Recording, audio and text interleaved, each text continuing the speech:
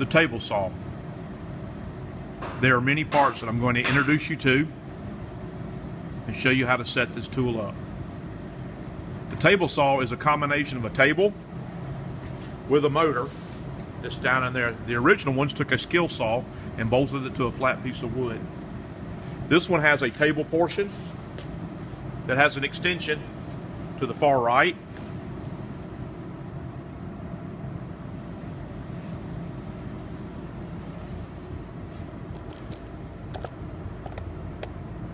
Now looking down to the working business, you have the blade,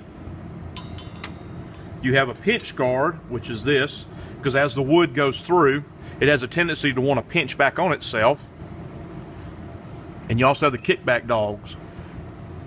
These have little teeth to it, so as the wood goes through, it wants to pinch on the blade and try to shoot back at you. And these have teeth on them that actually grab and hold the wood, and this keeps it from pinching back on itself. To access this, there's a catch here in the front, raises up.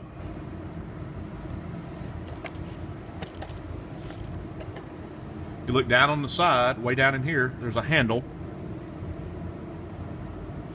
that you rotate up, and you can remove the pinch guard and the dogs.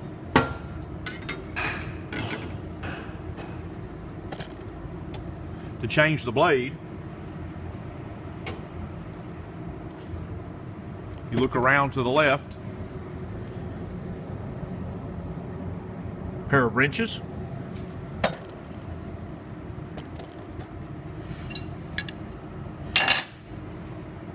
there's a locking collar and a locking nut. Find the groove,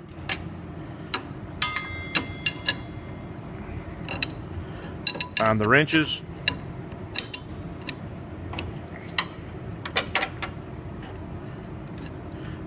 loosen the nut. You have to be careful to catch it because it'll fall down in the dust collector. Take the nut. Sometimes you have to wiggle the blade a little bit. It's got a washer on it. Then you're able to remove the blade.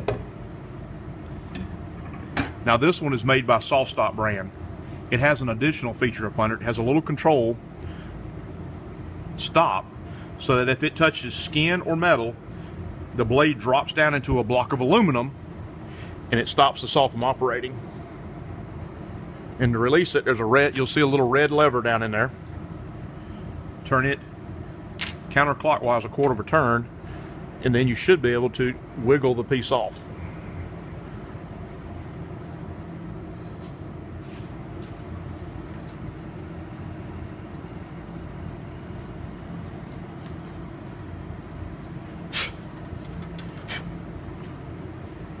That's the controller. Has a computer in here, has a spring, and actually springs this up, this block of aluminum right here, and the blade comes and catches into it. And it physically grabs the saw blade faster than it's spinning. It can still cut you, but the difference is it won't cut your finger off anymore. Put it back on, you rotate that up. It's got two mounting points, one here, one at the bottom. I generally start with the top one and then swing it in place and push it in. Has a regular data plug like any other computer.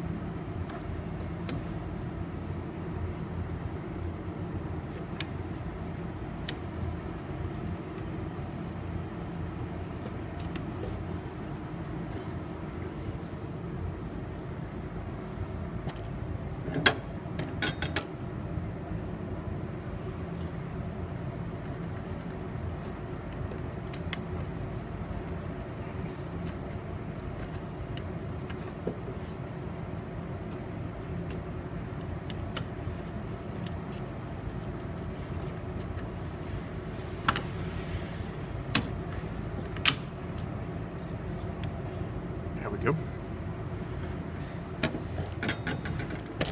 Now I can return the blade.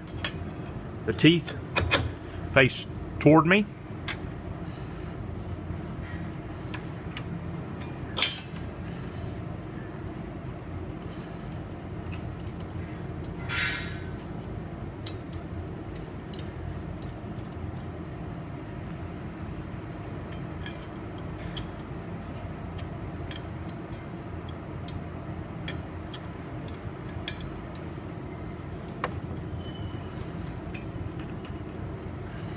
Use my wrenches again, find the flat spot that's closest to the motor, locks it in place.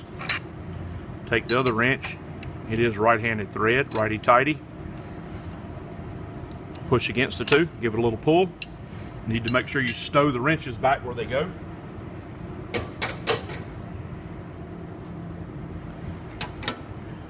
Pinch guard goes back in place. You need to make sure you pull the dogs up. They will come off. They're just spring loaded. If you'll pull away, they'll slide right off. If you'll take that little spring and hook it, line up in place. If you'll pull them up, they'll stay up out of the way. Mostly. Rotate the lever back down. Make sure you pull the dogs up out of the way. You can put the guard. Red means warning, means danger. That's kind of no man's land. You don't put your hands any closer than the red guard. So some more parts. This tool also has a fence where you slide your wood down the side of it. It has tape measures on either side. These are mostly wore out, so you end up having to use an actual tape measure to set it. It has a motor, which has a pulley and belt mechanism.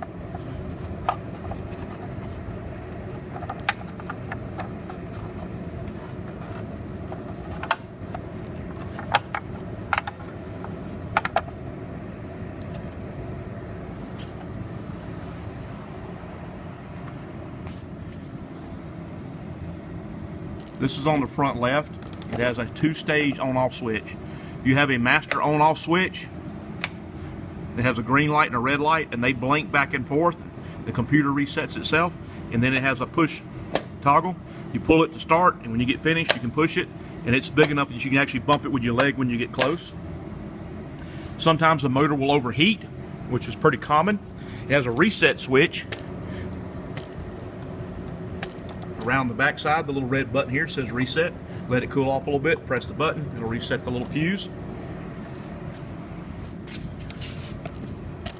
The wheel on the front is to adjust the height of the blade. It has a locking screw right here in the middle. When you get ready to adjust your blade height, you back it out a little bit, and then you can crank it up and down as far as the blade. And when you get to adjust the blade bevel, you can see the angles and the indicators here from 0 to 45. It is on the side. It too has a locking screw. Loosen it just a little bit, and you can start cranking it, and it literally pivots the entire motor over to one side.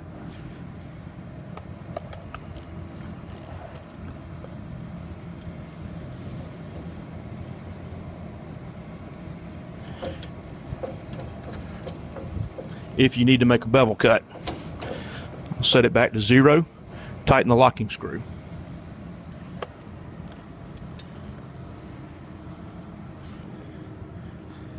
Power cord is also here on the back. Comes out of the motor. I've added a guard to help protect this motor because it's spring loaded and it will bounce.